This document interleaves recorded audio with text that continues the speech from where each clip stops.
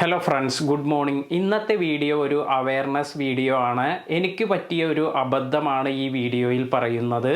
ഞാൻ വീഡിയോസ് എല്ലാം റെക്കോർഡ് ചെയ്യുന്നത് ഐഫോൺ യൂസ് ചെയ്താണ്. അതുപോലെ ഓഡിയോ റെക്കോർഡ് ചെയ്യുന്നതിന് വേണ്ടി ഞാൻ യൂസ് ചെയ്യുന്നത് ഒരു ഷോർട്ട് ഗൺ മൈക്കാണ്.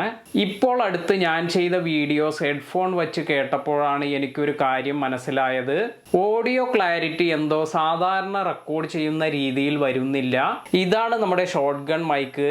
ഇങ്ങനെ നമുക്ക് ഫോണിൽ ഡയറക്റ്റ് കണക്ട് ചെയ്ത് യൂസ് ചെയ്യാൻ സാധിക്കും. പിന്നീട് ഞാൻ ഇത് എടുത്ത് പരിശോധിച്ചപ്പോഴാണ് എനിക്കൊരു കാര്യം മനസ്സിലായത്. ഈ റെക്കോർഡ് ചെയ്ത വീഡിയോയുടെ ഓഡിയോസ് ഒന്നും തന്നെ ഈ ഒരു ഷോർട്ട് ഗൺ മൈക്കിൽ നിന്നും റെക്കോർഡായതല്ല. പകരം ഫോണിന്റെ ഇൻബിൽട്ട് മൈക്കിലൂടെ വന്നിരിക്കുന്ന ഓഡിയോ ആണ് വീഡിയോയിൽ വന്നിരുന്നത്.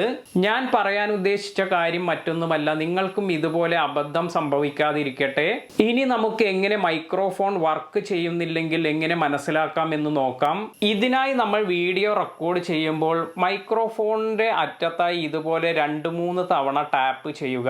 ഈ സൗണ്ട് ക്ലിയർ ആയി റെക്കോർഡ് ആകുന്നുണ്ടെങ്കിൽ നിങ്ങളുടെ മൈക്രോഫോൺ വർക്ക് ചെയ്യുന്നുണ്ട് എന്ന് മനസ്സിലാക്കാം. ഞാൻ ഇതുപോലെ ടാപ്പ് ചെയ്ത് റെക്കോർഡ് ചെയ്യുമ്പോൾ എൻ്റെ വീഡിയോസിൽ ഈ ടാപ്പ് ചെയ്യുന്നതിന്റെ സൗണ്ട് ഒന്നും വരുന്നില്ലായിരുന്നു. അതിനാൽ തന്നെ നിങ്ങൾ ഫോണെല്ലാം യൂസ് ചെയ്താണ് വീഡിയോസ് റെക്കോർഡ് ചെയ്യുന്നതെങ്കിൽ നിങ്ങളുടെ ഓഡിയോ മൈക്രോഫോണിൽ നിന്ന് തന്നെയാണ് വരുന്നത് എന്ന് ഉറപ്പുവരുത്തുക.